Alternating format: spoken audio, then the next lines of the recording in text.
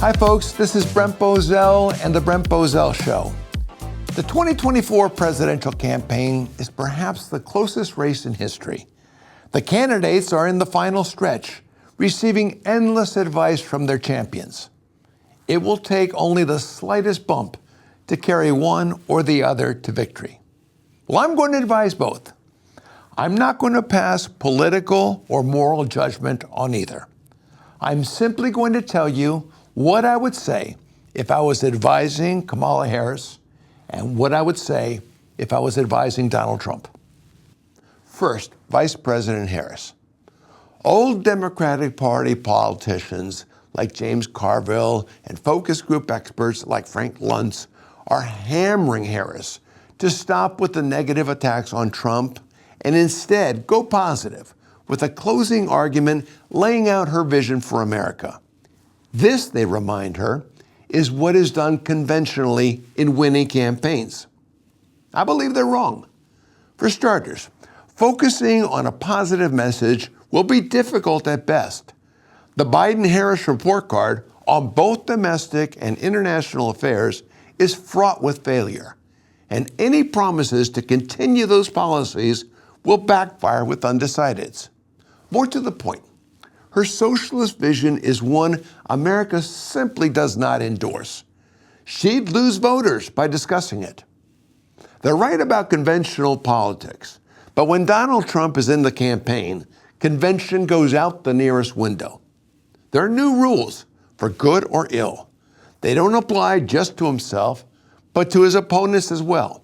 Harris isn't engaging in negative campaigning in any traditional sense. I've been involved in countless negative campaigns, and ethics demanded we always focus on our opponent's records or policies and nothing more. This is no longer the case.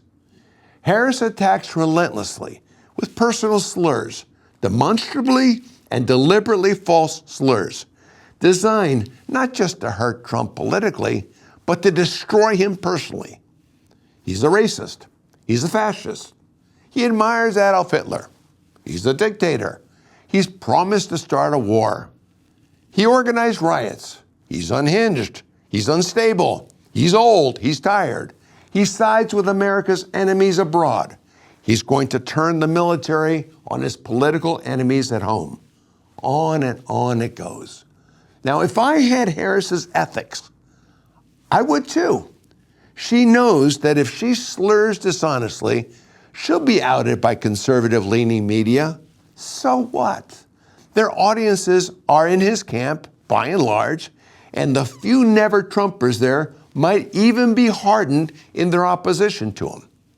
More to the point, Harris knows she and her lies won't be called out by anyone else. It's an astonishing fact of life that throughout this campaign, first with Biden and more aggressively with her, there has been one provable ad hominem slur after another that has never been fact-checked by the national media. I Googled, quote, attacks on Trump, unquote, and in 3 pages didn't find a single story devoted exclusively to Biden or Harris' personal attacks on Trump. But I did, however, find 23 stories about attacks by Trump. There's yet another reason for continuing these attacks. Trump has a famously thin skin, and he can be easily baited. We know that. His responses, moreover, can be equally nasty, which in a way is what she wants. If the media do cover the story, it'll be presented as a she said, he said affair, and spun precisely to her liking. It'll feature a smooth but forceful soundbite from Harris. One, say, calling him unhinged. This will be followed by Trump's denial, which will selectively feature some edited video clip making him look unhinged. When this happens, she's controlling the narrative. When this happens daily, she controls the narrative daily. And if she can control the narrative in the final week, she wins. You doubt me? Go back and analyze their debate. It was the perfect microcosm of this. is precisely what she did all night long. He bit the hook repeatedly and lashed back angrily, but she was controlling the narrative. She made no effort to present a positive message. She didn't need to. By the end of the evening, she'd won decisively. So what should President Trump do? The exact opposite. It is said that Donald Trump is completely undisciplined. This is not so. No undisciplined man builds a multi-billion-dollar business empire. No undisciplined man gets elected President of the United States. Donald Trump is disciplined when he wants to be disciplined. He now needs to want to be disciplined. He needs to accept everything I've said. When it comes to presidential gravitas, Harris is a featherweight, yes, but she's also politically savvy and she's ruthless. Trump enjoys political boxing, especially against featherweights. But he needs to accept that while broadside attacks might arouse rally attendees, they are no longer his targeted audience. He needs to sell the undecideds. That rhetoric won't make those old dogs hunt. But he doesn't need to attack either. Trump needs to understand he has another equally powerful weapon at his disposal.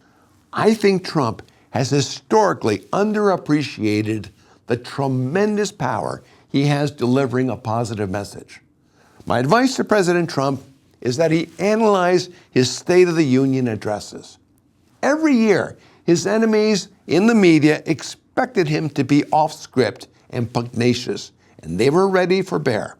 Instead, he threw them a changeup every time. He did the opposite. He went positive, examining his record for the year completed, which always contained copious achievements, while laying out his agenda for the one to come, which was commonly ambitious and attractive to a strong majority of viewers. He came across with statesmanship, while his opponents insultingly ripped his speech for the cameras. Go back and review the speech at Normandy. It was a masterpiece and projected him as the leader of the free world, making even that speech ripper praise him. Go back and review his speech in Warsaw. It was as powerful as anything ever delivered by Ronald Reagan or Winston Churchill. It was a full-throated defense of Western civilization, making hundreds of thousands of Poles roar their approval, and some weep. Donald Trump has something Harris doesn't, a winning agenda. She avoids hers because it's not only radioactive politically, but socialism has a rich history of utter failure everywhere. Donald Trump has the opposite, a proven track record of success, and one he can easily repeat. All Donald Trump needs to do is to tell that story. Remind people what was accomplished during his presidency. State simply, he'll do it again, both at home, where so many are suffering, but also abroad, where the world nears a boiling point. Lay out his vision of his city on the hill. Make that his closing argument, and Donald Trump will be the next president of the United States of America. Thank you.